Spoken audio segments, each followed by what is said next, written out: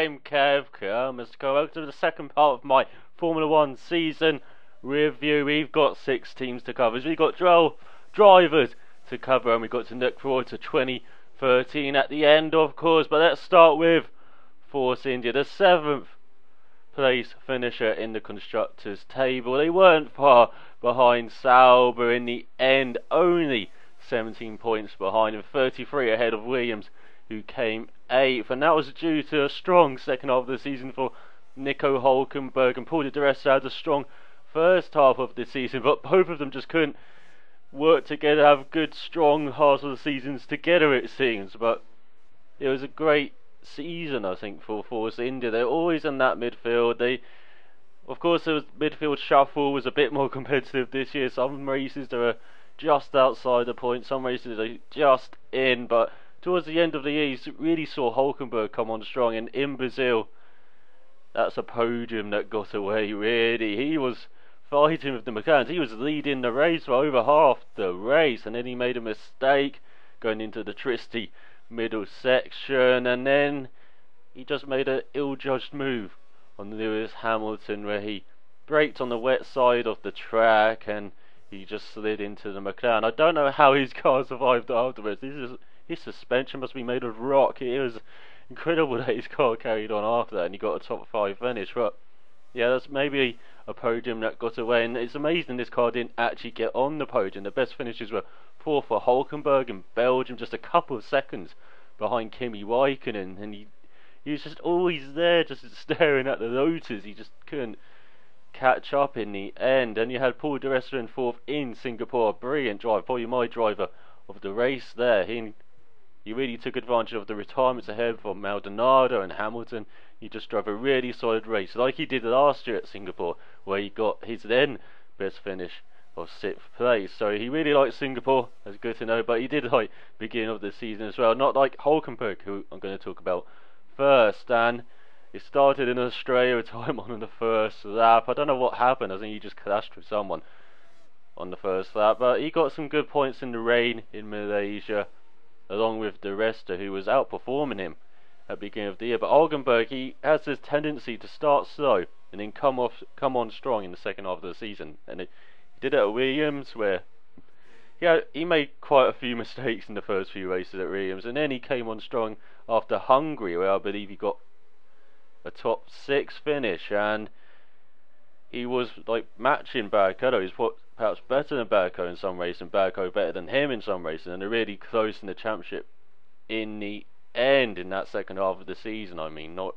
overall, because Barrichello was ahead of him, but this year again he came on strong in the second half of the season, and you could see signs of it in Monaco. He came 8th, he was right behind di Resta, and then in Valencia he came 5th, where he really was fighting for a podium for most of that race. But then they had the late charge of Mark Webber and Michael Schumacher on fresher tyres, and they snuck through to get the 3rd and 4th ahead of him. But it was a really good performance from Hülkenberg, and it continued after the summer break, and he really put his foot on the floor afterwards. He got 4th in Belgium, as I said, just behind Räikkönen, staring at that podium position for most of the race. And then he had a good run afterwards, from Japan to India, 7th, 6th, 8th, and then he retired in Abu Dhabi. And then in the USA, he got 8th again after running strong in the first half and qualifying quite well. And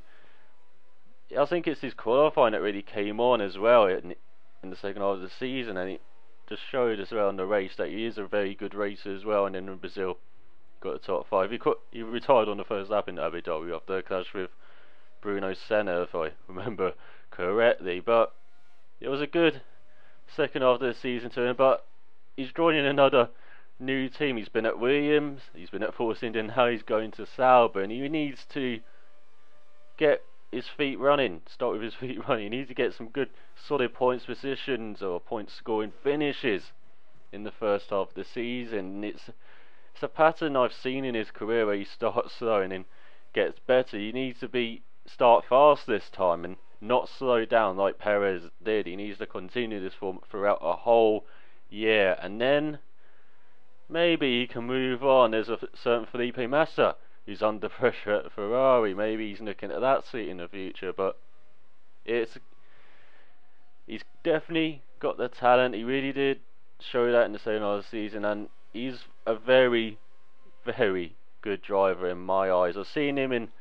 GP2, where again he started slow in the season, then he just dominated the second half of the season. It helped that Grosjean, his main rival at the time, went to F1 with Renault, but he also had Petrov to fight. He had Maldonado as his teammate, who liked the scenery that year. He was fast, but he did like the scenery, Maldonado, and so he's been very good in the past, very good in junior formula. I think the most impressive I've seen was actually A1GP when he was driving for Germany. He just came in and just dominated from the off. That's the only series I really seen him just from the off be really very good. So very good year for Hulkenberg, and for the rest of it was he just held off once Hulkenberg was getting the better of him. He just really tailed off towards the end of the year, which is a bit worrying for the Scotsman, and I think it may actually have cost him his seat at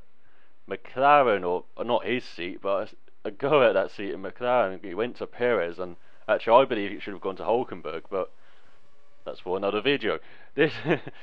But the rest, he just really tailed off after that Singapore result. He only had 1 point finish in the last 6 races, and that was at Abu Dhabi with a 9th place finish. And I don't know what happened, if Hulkenberg just got to him, that this German guy was just faster than him, and he's been at the team last year, and he was expected to perhaps do a bit better than Hulkenberg. You know, he's got a year under his belt under the tutelage of Sutil. Well, I wouldn't say he was a good tutelage, because I'm to Sutil in the year, but he's a very solid driver, Sutil, and he was there at the team since it began in 2008, and he was at Spiker the previous year in 2007. So Sutil had been there a long time. He had lots to learn for Di Resta from him, and I think they were pretty even in the end, but Sutil was slightly better than Di Resta last year. But this year, Di Resta carried on that form. He started well. He got 3 points finishes in the first 4 flyaway races with a 6th place in Bahrain, a very strong result, and he was ahead of the Alonso, ahead of Hamilton, ahead of Massa. You know, he's really fighting with the top teams there in the early part of the season, and a good 7th in Monaco ahead of Hulkenberg, and a 7th in Valencia, and he just fought through the field kind of late, and he was just there in the points, but that's kind of overshadowed by Hulkenberg getting 5th. But in the second half of the season, after the summer break, he did start well. He got a point in Belgium, then he got a few points in Monza, and then he got that 4th place in Singapore. A track I said he really seems to like Nico Rosberg, he seems to do really well there, and Timo Glock, who again seems to do well there, and we'll talk about Glock later. But the thing about the rest, I worry a bit about his future from now on. I'm confident he's going to be retained by Force India, but he needs to do well next year. He needs to show pace over the whole season, like Hulkenberg. He needs to be consistent over the season. He can't afford to tail off again if he wants to get a good seat after next year, and I'm kind of worried he can't do that. Maybe his years away at DTM, away from open wheel racing, from single seater racing, has maybe cost him some of that sharpness that he had. That he beat Vettel, of course, in the F3 Euro Series, but maybe those years away where he was driving these tin top cars, very different cars from F1, might have, you know, maybe hindered his growth, or as an open seat driver. Of course it probably did, but it's just something about Di Resta that I'm kind of worried for his future from next year, and I think he could be out of the frame as soon as 2014 if he doesn't do well enough against whoever his teammate is going to be next year. So yeah, a good year for Di Resta, but again it is just overshadowed by Hulkenberg. Again, another German overshadowing him, and Force India had a very good team, very good year, very good team, and they've got some good money coming in from Sahara now, got a good investment, and They've got a solid base to build on. I expect them to fight with Sauber again next year for that 6th place spot, and so again it's just going to be a year of consolidation, I reckon, for Force India next year, of just consolidating that high midfield place that they've kind of been in the past few years since that giant leap forward in 2010 and the later part of 2009. I do hope to see them on the podium next year. I think they do deserve it, but I don't see where they're going to do it. Maybe at Singapore with the Resta, or if they have a car that suits, has more traction, has more straight on speeds, like just maybe one of those circuits where the front riders trip over themselves, like in Belgium. They could take advantage of that. But Force India, very good year and a good solid base to build on, and it's going to be a great battle with Sauber next year, I am sure, especially with Hulkenberg going to Sauber, a bit of inter-team rivalry there already. So that's Force India. Let's talk about probably the most improved team in points wise from last year, Williams. Yes, the Grove team, and what a year they had. A very interesting year, so very up and down. That they got back on the top step of the podium for the first time since the 2004 Brazilian Grand Prix with Pablo Montoya. Another South American got it. The Venezuelan Pastor Maldonado got them on the top step of the podium in Spain. And I don't think anyone would begrudge them that victory. It was a fantastic performance from Maldonado, from the team on the strategy side. It was one of the races of the year, or one of the drives of the year from Maldonado and from the Williams team. They really showed they had not lost that winning feeling over the years, through the dark years with the Toyota engine, and last year especially, the worst year in the sport since Williams GP or Williams F1 started. And they only had 5 points last year, but this year they had so much more and could have had so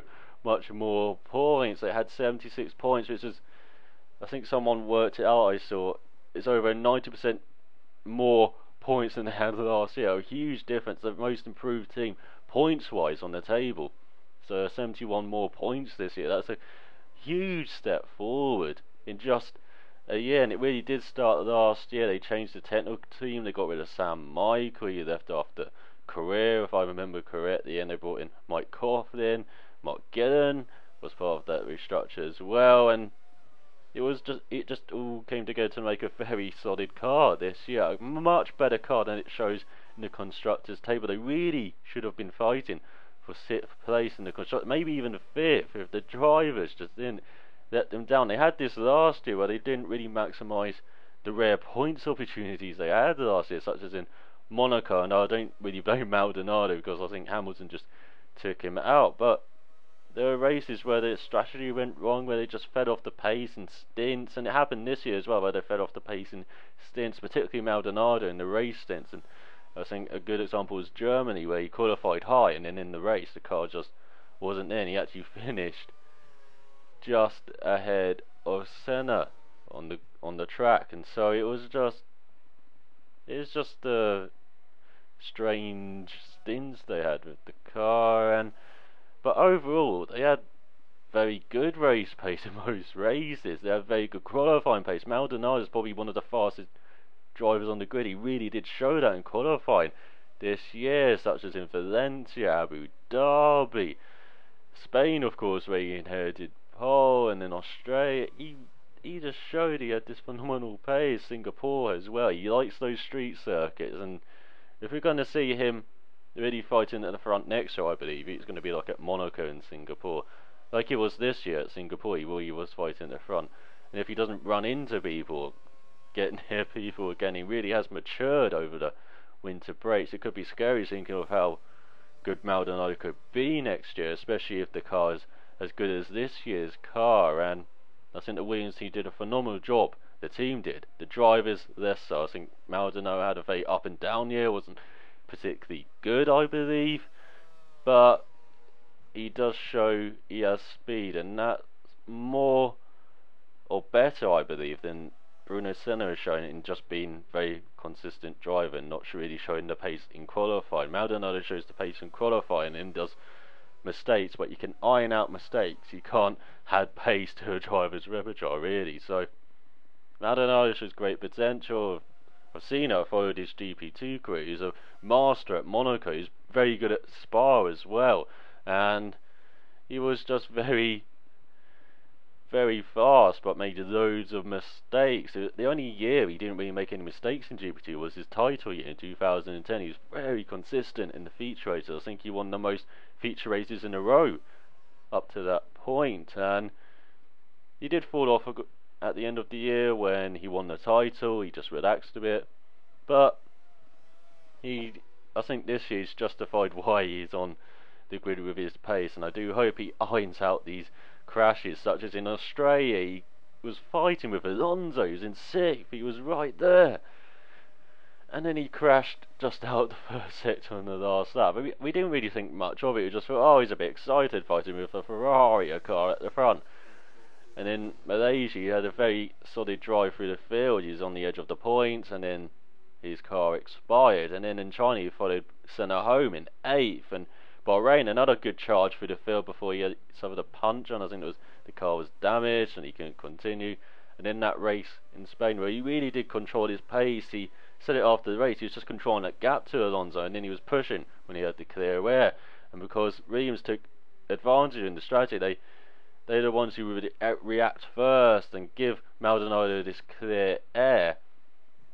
Maldonado had that clear air to, put down fastest laps, be much faster than Alonso, and it really did work out for the team. It was great to see, and it was great to see after the race when, not the fire, but the reaction of the teams to the fires, and that no one was really seriously hurt, because that was terrifying to see on TV, and it was great to see the F1 teams that show a bit of community for once, and really help put out that fire.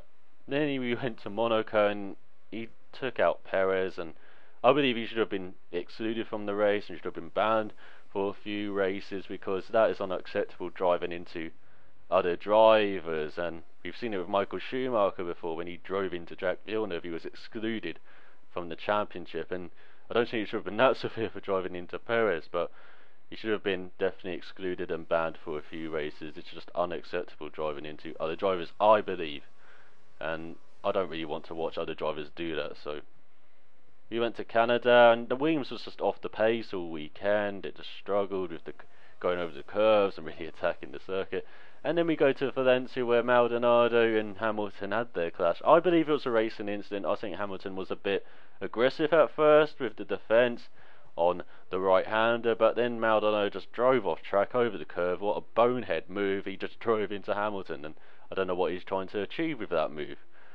But again, it was just part of this bad run Maldonado had. Then we went to Britain, and he took out Perez. Well, I believe it was a racing incident. I believe neither of them really gave each other room, and so it was just two young drivers being really aggressive, being really just trying to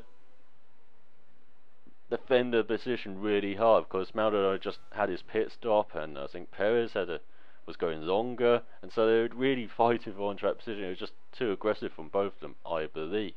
And then Germany qualified well Maldonado, but the race pace wasn't there. And Hungary again, his race pace wasn't there. And this is the race where Senna really showed.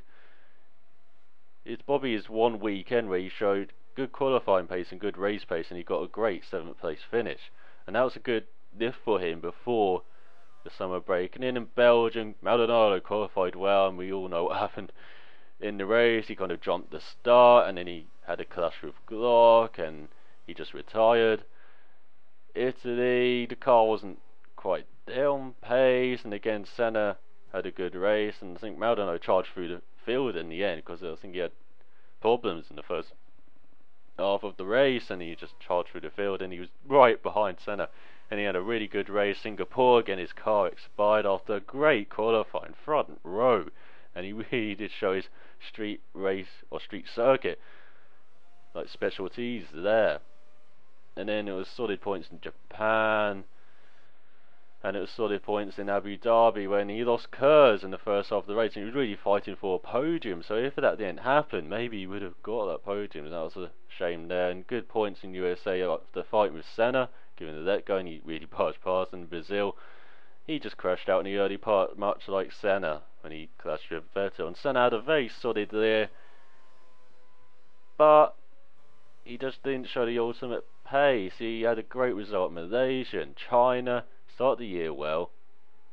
Didn't matter who got that win. Well, he had his worst weekend of the year. He was nowhere in qualifying, and of course we all know what happened in the race with Schumacher running into him. Monaco, good point, and it's just all lower points finishes. He's not really fighting for the top fives like Maldonado was, and I think that's the ultimate difference between the drivers, and it would have helped with good qualifying, but what can you say? It was a good year from Senna, but it was nothing special. He didn't really show it. It was his second full year after his first one in HRT in 2010, and he had that half season last year with Lotus, and this was his chance to show that he deserved to be on the grid, and I'm not sure if he really did show he deserved to be on the grid. He could be a solid driver for like Caterham, who are not really going to be challenging ahead, but he can bring the car home, Senna, and he's very good at bringing the car home. Perhaps not fighting, perhaps doesn't have that ultimate pace, but I still think he's done a brilliant job with his career. He only started in his 20s, and he's in his late 20s now, so to get where he is, I think he's done a brilliant job with his career and all of his management stuff. But maybe this is the end of the road for him in F1. Maybe endurance racing, like he did in 2009 with Orca, is his path, I believe. So that is Williams. Very good year from Williams, but drivers just let them down a bit. So let's go to the 9th team in the Constructors' Championship, Toro Rosso. Yes, the Italian team, the Firenze team, man. The team that Red Bull own. And so we have two Red Bull back drivers in the team, John Ekvern and Daniel Ricciardo. It looked like an exciting pair on paper, but unfortunately during the year we couldn't really see them fight because the Toro Rosso car just didn't really allow them to show themselves through most of the year.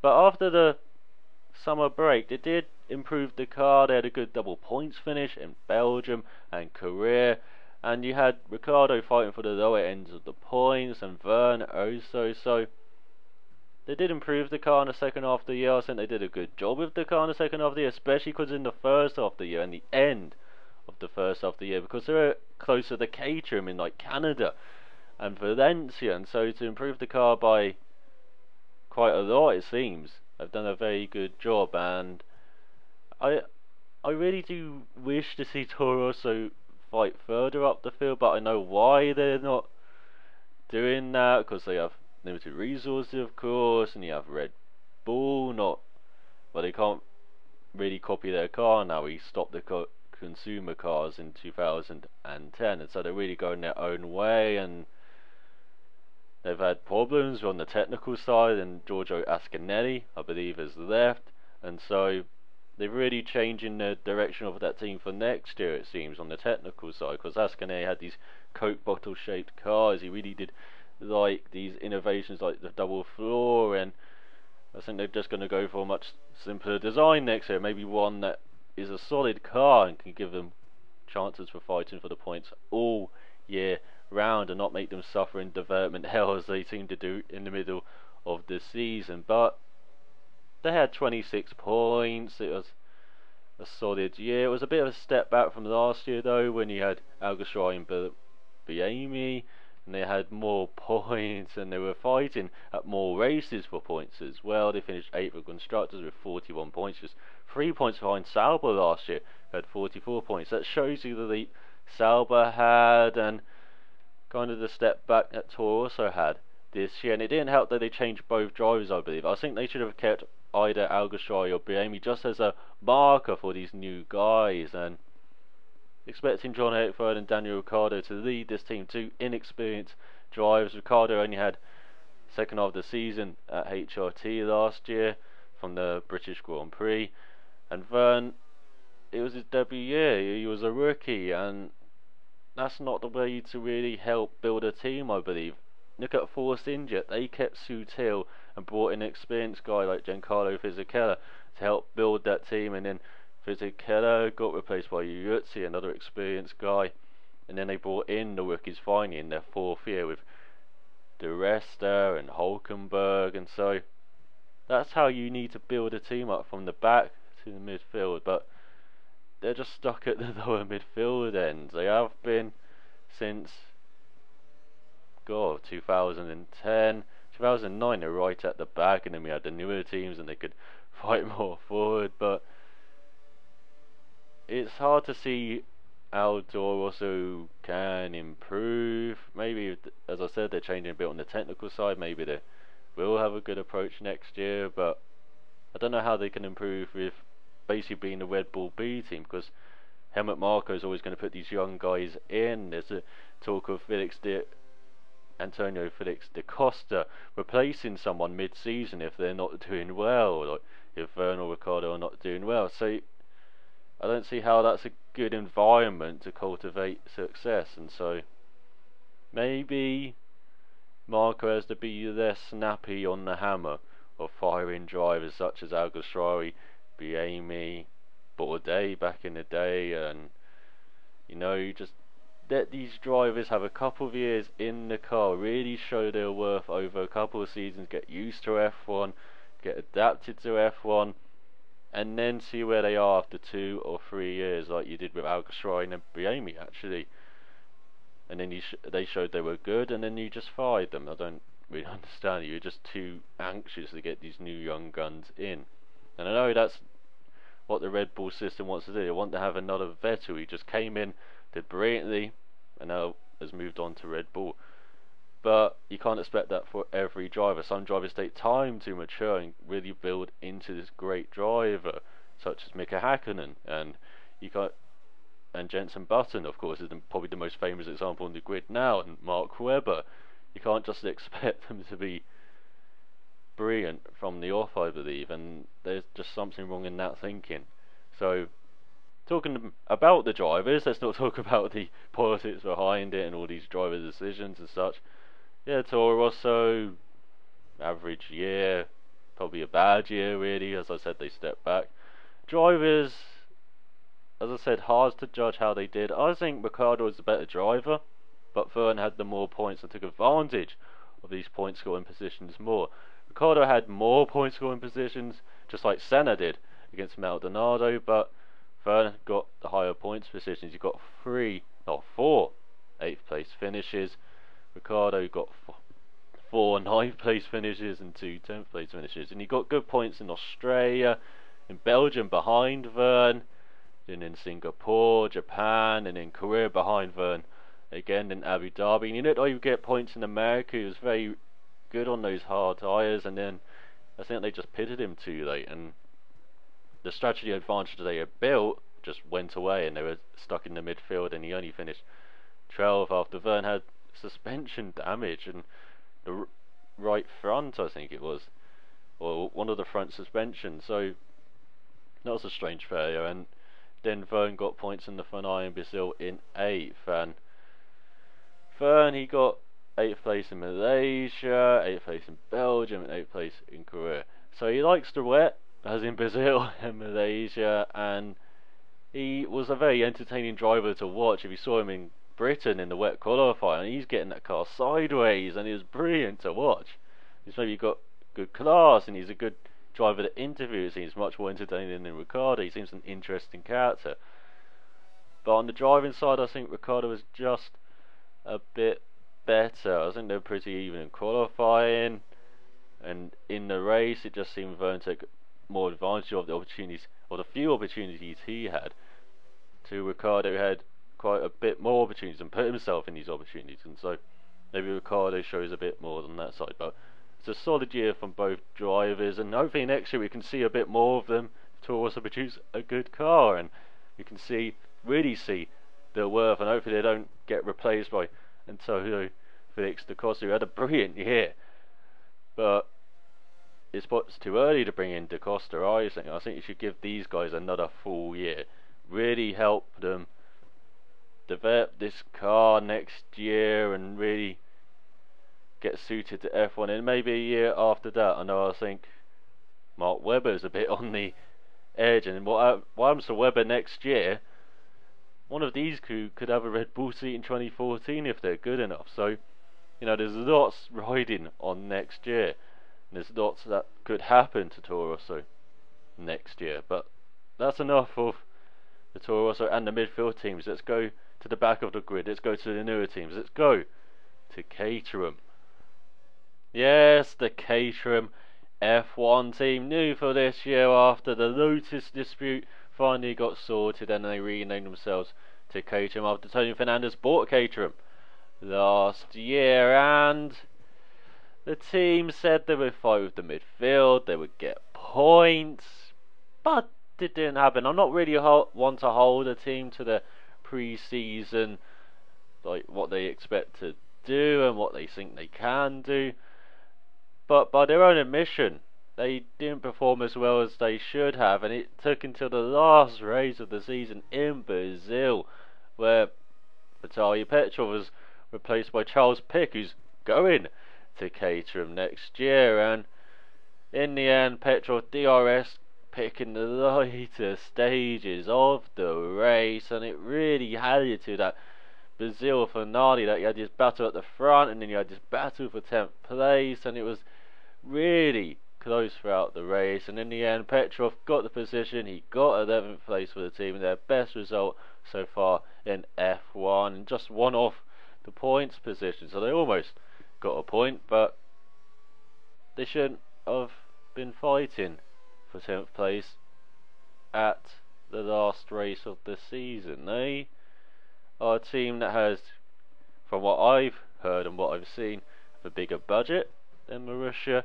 They have Renault Power, much better power unit than the Cosworth power plant, so they say, and they had the Kurz unit as well, a Renault Kurz unit this year, and they just got lost in the middle of the season. It seemed they didn't start the year particularly well. They were fighting with Marussia, who didn't even pre-season test their car, and Marussia got the upper hand in that battle at first. And then Caterham had some updates, and at Monaco you saw a great race from Kovalainen holding Button up for countless numbers of laps until Button got a bit bored and tried a desperate move, and you had Kovalainen in 13th and Glock in 14th behind him, so Caterham took advantage in the battle for 10th place. And then they were battling with Toro Rosso at Canada and Valencia, and in Valencia they were even passing Ferraris, and we were wondering, hang on, are Caterham actually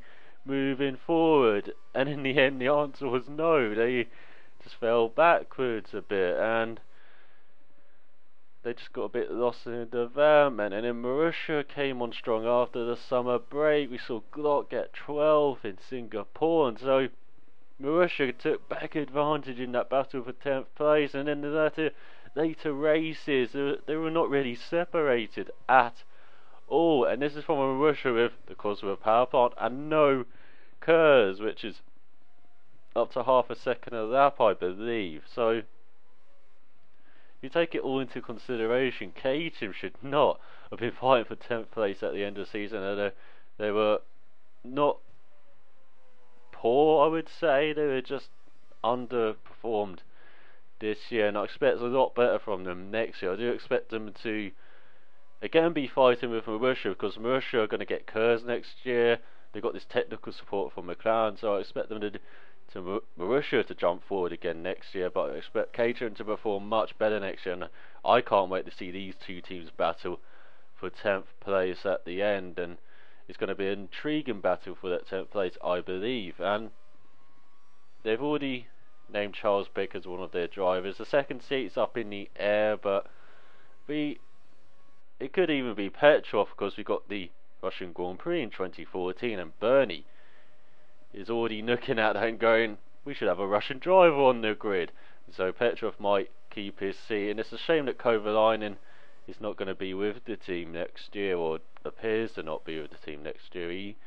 He helped build this team for 2010 with Trulli, 2010 and 11, and then with Petrov this year, and he performed a brilliant job. He did fall off towards the end of the season where Petrov did match him. Petrov really did come on strong after that summer break. He started out qualifying, Kovalainen started racing with him, started out racing him at times, and so it was a good battle in the end between the two. But in the first half of the season, Petrov he took some adjusting to to the team. It seemed he wasn't quite there with Kovalainen at times. Some races he was better, such as in Malaysia in that wet, dry race, and then in Bahrain, and so he was proving to be quite a match for Kovalainen at times, but at some races he just wasn't. He was a bit behind Kovalainen, such as in Valencia, but then the two Caterham drivers clashed with the two Toro Rosso drivers, and so they didn't really take advantage of that very good weekend they had. They could have really cemented that 10th place spot there, but they didn't. Petrov did get 13th, but he could have got 12th. I believe he didn't clash with Ricardo, and it was just things like that just elongated this battle for 10th place, and then they just had trouble, such as in Britain, where Petrov, it didn't even start the race. The engine just stopped on the formation lap to the grid. Not on the formation lap, on the way to the grid, sorry. And it was just Marussia just coming on strong, especially after the summer break. As I said, all the updates came, and Marussia just took advantage of that opportunity in Singapore to stay ahead. But Petrov, he had a good year. He showed he's a solid driver. He's a good match for Kovalainen. He was better than, I believe, Trulli was alongside Kovalainen, and he showed that he maybe does deserve to be on the grid next year, money aside, Russian Grand Prix aside. Now Kovalainen, again, he did a very good job. At times he was brilliant with this Caterham. He got into Q2 in Spain, if I remember correctly, and he was really extracting the most from this car in the first half of the season. And in the second half, towards the end of the season, when I think he maybe knew he was maybe not going to stay with the team, he just lost it a bit to Petrov. In Abu Dhabi, he had a very good race though, finished in 13th, could have been in 12th due to some late pit stops, but then the drivers came back past them, such as Verne, and it was a overall very good season for Kovalainen, but in the end Petrov was matching him and doing quite well alongside him. So maybe that was a bit of a point of the Caterham, like maybe Kovalainen's been at this team long enough, we should move forward. And they've got a young guy in Pick who's also got some money alongside him, so they've got a very good young driver there, and they've got Petrov who maybe could lead the team, or there was Senna, but I don't think his sponsors want to go there, don't want to move further down the grid. And then Van der Gaard, who's been on the sidelines for a few years now at Caterham or Lotus, and he's been there. He's got his McGregor money, I believe it is, and he's got some backing, and maybe he's finally going to get an F1 seat.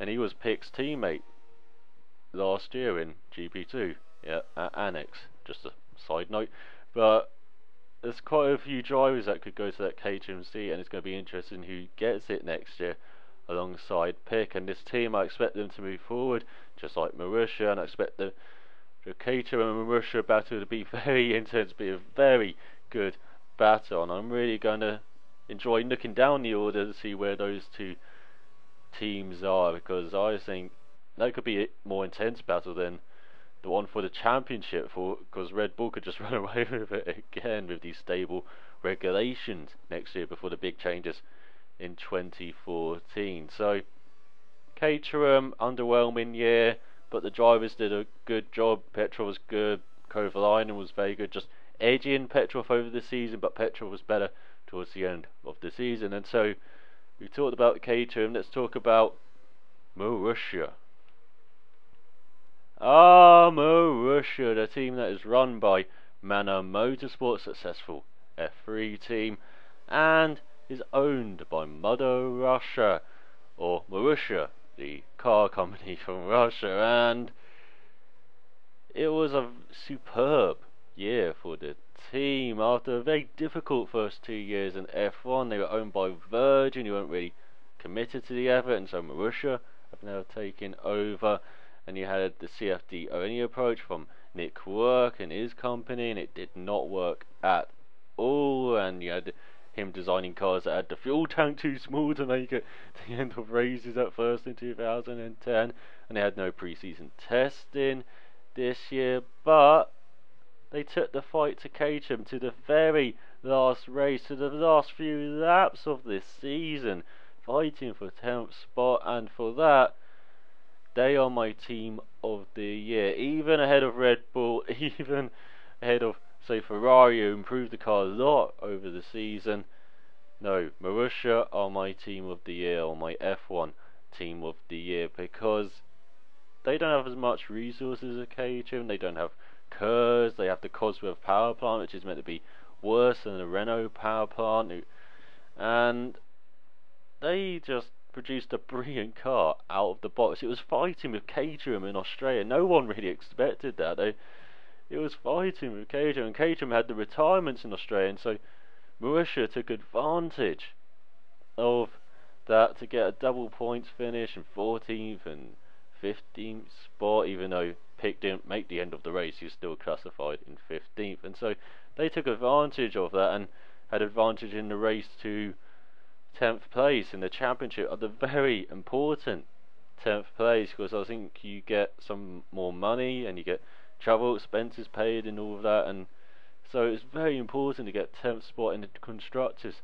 Championship, and it was really just a fight between Marussia and Caterham. HRT looked like they could have joined in the early part of the season. They were actually pretty close to Marussia, but of course HRT couldn't really develop the car over the end of the year, and by the end of the year they just scraping the barrel, just hanging on to their existence, and unfortunately they couldn't do that in the end in December.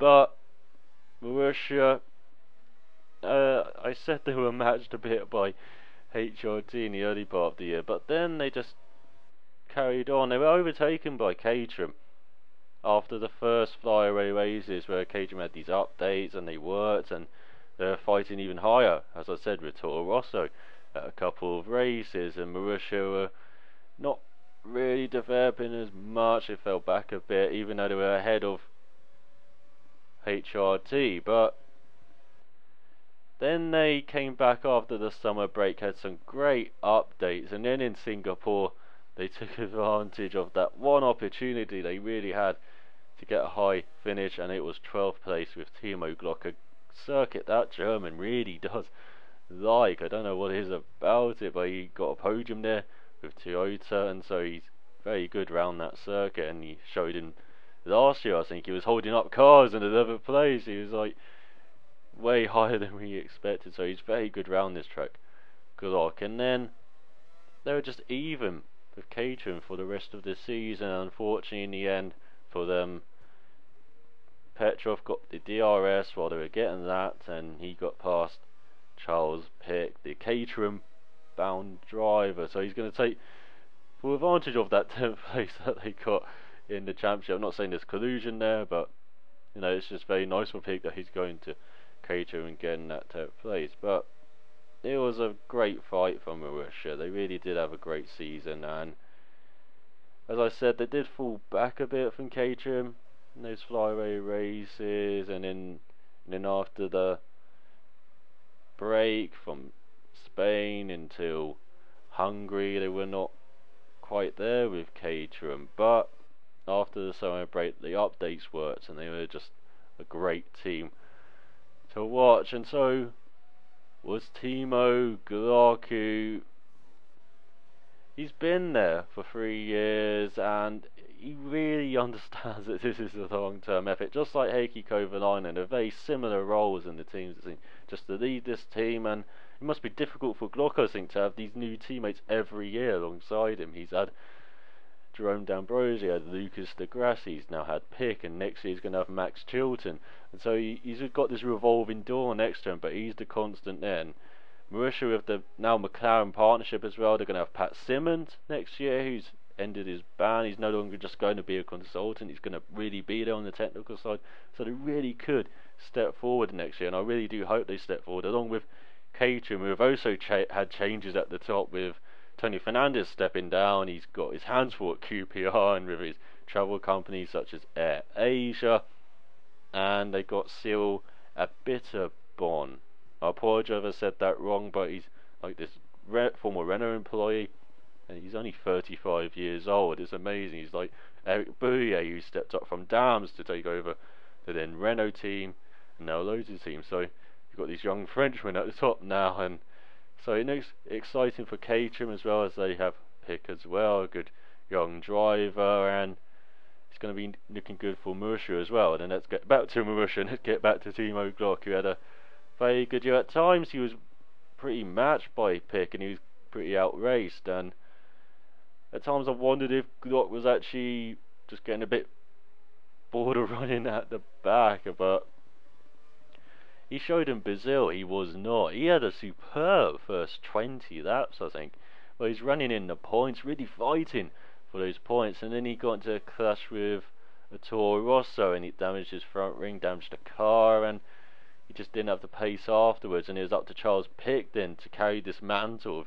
trying to hold off Vitaly Petrov, and it was a good battle to watch. Well, what little we could watch of that battle, but I think Glock had another very good year, and I expect him to have another very good year next year alongside another rookie. And let's talk about the rookie Charles Pic. He actually a bit surprised me. I know he's signed mostly for money. I know he was quick in GP2. He showed that last year and the year before, but I didn't expect him to match Glock as often as he did, or as much as he did, and it looks actually quite promising for Pic. As I said, he's moving to Caterham, and that's meant to be a multi-year deal, and I'm guessing it depends on like performance and his sponsors pay and all of that, but it looks very promising for Pic's future, and I think he's actually a very good driver and someone who could maybe surprise with that Caterham if Caterham perform to the level they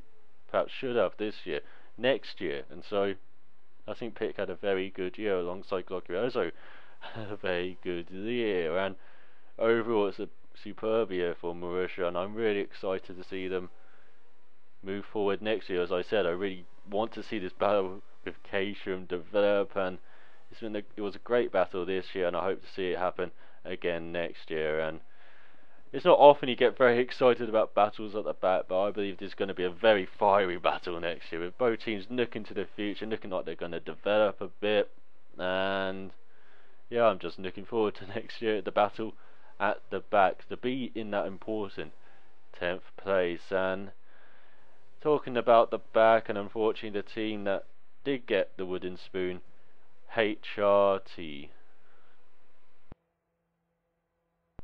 Yes, the Spanish squad, formerly known as Hispania, saw its demise at the end of the year in December after 3 years on the Formula 1 grid, and for the previous 2 years they actually didn't finish last in the constructors table. They finished in 11th, ahead of Marussia, or Virgin as it was known back then, in both of those years. But it was sad to see.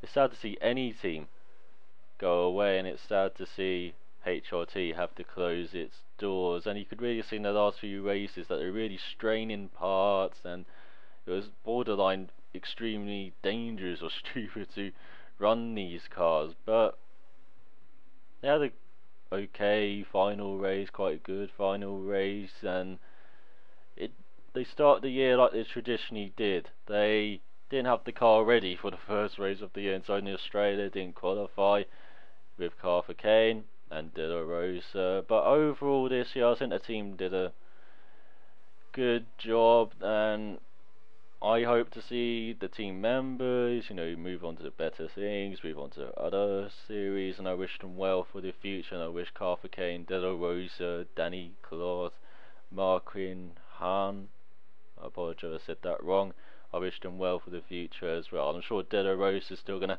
hang around at F1, even though he's 41 years old. He's still a valuable test driver or developer of the cars, they say, and so I'm sure the team are going to look at him, maybe even endurance racing now. He's getting towards that point where F1 might be shutting its doors on him, so he might have to look at other series. Same with Caterham as well, almost 50 races for him in F1, and he's in his mid-30s, and it's starting to look like he might have to look at other series again, like he did with NASCAR trucks a couple of years ago. And as I said, the team, I think they did a good job. They had quite a good car, I thought, at the beginning of the year. Of course, they're going to develop it at first as they're moving to Madrid. They're the new team principal this year. He was Perez, the Minardi driver from the late 80s. And they had new backing from Tisan Capital, a Chinese bank, I believe. And so they were trying to build this team up, moving to new facilities in Madrid, move it on from the Colin Kloss era where they just worked out of his shop in Cologne. And so they had good backing, and for some reason that backing just expired. They're trying to find sponsors in Spain, but with the economy, it's very hard. And Spain is more of a bike country. You can see that with Jorge Uenzo winning the title from Dani Pedrosa, another Spanish rider, and they had four Grand Prix in Spain last year. So you can see it's really a MotoGP bike country that, and they got the young Spaniard, of course, Marc Marquez coming up as well, and so all of the focus seems to be on MotoGP, apart from Fernando Alonso, of course. And so building a team in Spain might have been a mistake in the first place, and it was just not the right time to do that, not the right time to try. It was just all wrong, the timing, basically. So they had perhaps the right place, but the wrong time. It was good to see a team try and build a team out of the traditional British or Italian stables where you see teams at the moment such as Ferrari and Toro Rosso in Italy, and you saw Minardi in the past, and you've seen Williams, McLaren, just the rest of the grid in Britain, basically. So it's good to see a team try and attempt this, but again, it was just the wrong timing, it seemed, and it was the wrong time to try and expand the team. They probably needed another year of course, running it on the shoestring budget, and then with the new regulations in 2014, after you've negotiated that, then try and build this base, then try and expand this team, then get this official brand and try and attract sponsors then when the economy might have built up a bit as well. But the team, did a good job. Caterham, and I'm not going to say he's the worst driver this year, but he didn't have much pace compared to the Rosso. At times he did surprise, at qualifying him and being on his pace in the races. I said in the USA, I was jokingly following the wooden spoon race between Caterham and De Rosa, and Caterham was right behind De Rosa for most of the race until the last third, when I think the blue flags just became too much and cost him too much time to De Rosa. But I was surprised by Caterham's pace at times, and he was a solid driver. He had a great race in Monaco, 15th place in the end, and that was the best finish for HRT this year. De Rosa could manage a best of 17th for Valencia, Abu Dhabi, and in the finale in the final race in Brazil. And De Rosa, I think, was a very good signing, and he seemed to show that during the year. He's outpacing Caterham. At times he was outpacing the cars ahead in Japan, in Suzuka, a track you wouldn't really expect HRT to do well. He qualified 20th on the grid, a rare visit to the second to last row, third to last row on the grid for them, and he gave his all, I think, and he drove really well, De Rosa. But I've been saying that about Yurtzi, and I said that about Senna and Jandot before them, so it's really hard to judge how well the drivers have done in the HRT, but I believe that he has done well, and Ricciardo last year as well, he did very well. So I'm just going to say every driver's done very well in the HRT, it seems, but as I said, it's very hard to judge, and I think De Rosa can really utilise that development trait he has, that very good development trait he has with this team, because of the lack of resource, and they basically just ran out of money at the end, and just driving cars that are unsafe, that are straining parts, and you could see it with the retirements in Korea, Japan, India, Abu Dhabi, Singapore, Belgium, lots of retirements. It's surprising they both made it to the finish in Austin and Brazil when they basically had no money, and they were on parts of thousands of kilometres over the recommended allowance you're meant to run them by the manufacturers. You gave the parts to the teams, and it's sad in the end that really their demise was announced by these manufacturers going to HRD, going, hey, we need to be paid. You signed a contract with us. Where's our payment? And finding out the team have filed for bankruptcy and then filed for liquidation. And so it's always sad to see a team leave the grid. But I think Caterham, Toro Rosso, and the whole team there, the employees, the mechanics, I think they did a very good job considering the circumstances there. And I think that car did have promise, and if they had the right budget, if it was a team that was more budgeted, if it was even like a Toro Rosso team with a bit more budget, I think that car could have been very good for them.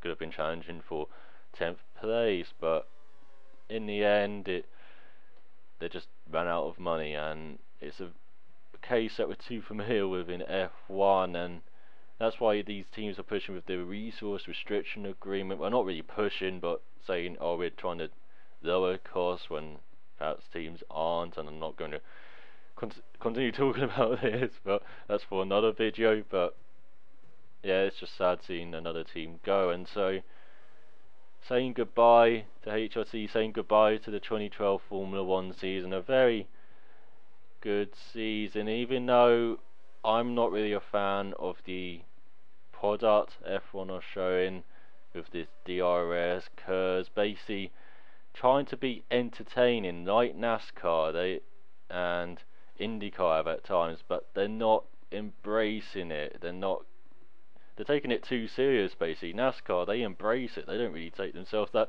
seriously at times. They may have fights off track as well. It just adds to that entertainment factor, even though the drivers, they really do want to win the championship, but they do really embrace the entertainment side, NASCAR, and Formula 1 don't and can't really, because they put themselves as the pinnacle of motorsport, even though I don't believe it is. I believe every series is pretty equal. They're all very different, because I don't really see how this is the pinnacle, and I think even Le Mans is the pinnacle now, for car manufacturers with the hybrid route they've gone down in Le Mans. So yeah, that's just my personal opinions there. I'm sure you're going to crucify me in the comments if you get this far into the video, but yeah, let's talk about 2013 stable regulations before the changes of turbo engines, V6 turbo engines in 2014, and maybe even the last year for Cosworth. Next year we might see another manufacturer go, because it's unsure if they have the money to make the engines for 2014, if they have the back, and so touch and go there. And of course the pure effort headed by Craig Pollock, the former principal at BAR and former manager of Jack Villeneuve, the 1997 World Champion. His effort of pure seems to have gone down the pan. I think no one's really surprised about that, and they were meant to make engines for 2014, these V6 engines, but I think they disagreed with the FIA, because it took ages to decide on this V6 format for these turbo engines, and so they didn't like being juggled about, and they didn't really agree with the V6 format, it seems. But these engines could bring in manufacturers. As I said, Le Mans, they have Volkswagen there, and so maybe Volkswagen could enter in like 2015. That's been rumoured that they might partnership with Sauber, who might give up the Ferrari contract, because Force India are meant to be moving to this Ferrari contract, and then there's lots of things that are meant to happen after 2013, but next year it's just going to be stable. We might see the same championship again, because Pirelli are meant to make the tyres even less durable, because McLaren and Sam Michael have been talking about this, saying we want tyres that are really unpredictable, and I just hate that. I want the tyres like 2011. I don't, or a mix of 2010 and 2011 tyres. I want these rock hard Bridgestones which you can run the whole race, and you don't have to make a pit stop. You don't have this silly rule of running on two compounds, or you could run on these 2011 tyres from Pirelli, which were two stop tyres but were faster per lap, and even though they had less endurance, and you really would have seen these strategy battles, and you see it this year, but it's just basically about a team who would roll the dice like Williams did in Spain, and it's basically the team who had the balls to do that, and they did. And you saw it with Sauber in Malaysia, they didn't, and they didn't win the race. So That's just what the strategy has come down to, basically. And but I want to see more on the strategy side, as I said, with these mix of 2010 or 2011 tyres. And I just think Pirelli have just gone down the wrong route of making these tyres almost undrivable at the limit. We saw it in America, they had these hard tyres on the circuit. It was a brilliant race, even though DRS took some of the fun out of it. It was, you could see the drivers pushing hard the whole race. You saw a classic battle at the front between Vettel and Hamilton. You saw a bit of old F1 there.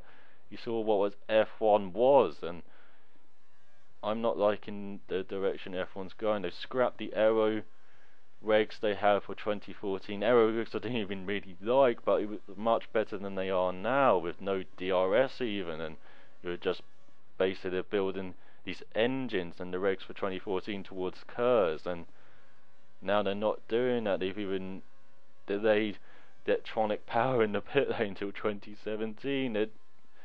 F1 is just sticking to this plastic formula when they could have evolved the sport more, doing these natural evolves. The first aero regs for 2014 I really liked. It was more like the 80s, it seemed like, with these turbo engines, even though they're not the big bustling turbo engines, 1,000 horsepower engines of the 80s were more, sedate like they are now, and more for economy.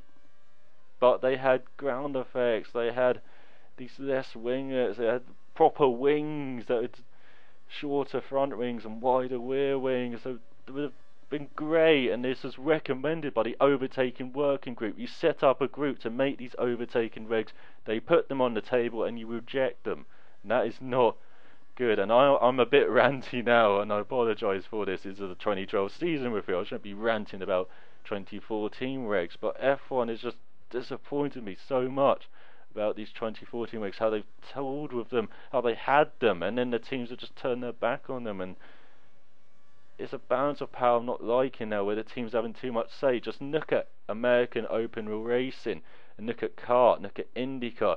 That's where teams have had lots of say, and look how abysmal that history has been. And now they're just rebuilding now with kart and with IndyCar, and they had a fantastic season this year, and then in the end they threw away this hero that had built this fantastic season in IndyCar. And it's just, the cycle continues in IndyCar, and I'm seeing the same future with Formula 1. And we've had threatened splits, especially in 2009, where the FIA was too strong, but now the teams are too strong, and I think the FIA needs to put its foot down a bit more. They've just concentrated on these turbo engines, the FIA. They're not really concentrating on the important side, which is the racing and entertainment side. So I apologise for this rant at the end, but it's something that's on my mind, and I'm just disappointed with Formula 1. I'll probably check the first few races of 2014, and if I don't like it, I'll probably turn off and just concentrate on IndyCar, which has turned it into my favourite series. And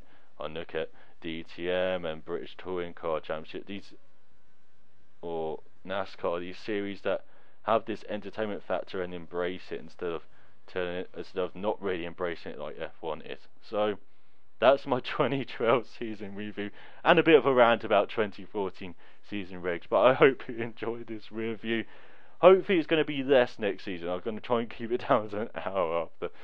But I hope you enjoyed these hour-long looks at the teams, and I hope you enjoyed this format. It's more of a podcast format. I might do this more, talking about motorsport events, previewing events like Le Mans or Monaco, or some F1 races, or IndyCar races like the Indy 500. I might do these like podcast like formats of talking and previewing events and then reviewing the events afterwards. So let me know if you want something like that, just talking about other motorsports other than F1. And I know Housen is doing MotoGP, so I want to talk about like World Rally and IndyCar and NASCAR and British Touring Car Championship and World Touring Car Championship, because there's so much motorsport out there that doesn't get talked about in this, say, community, and I want to try and break the barriers on that and be the first to do that. So if you like the sound of that, let me know in the comments below.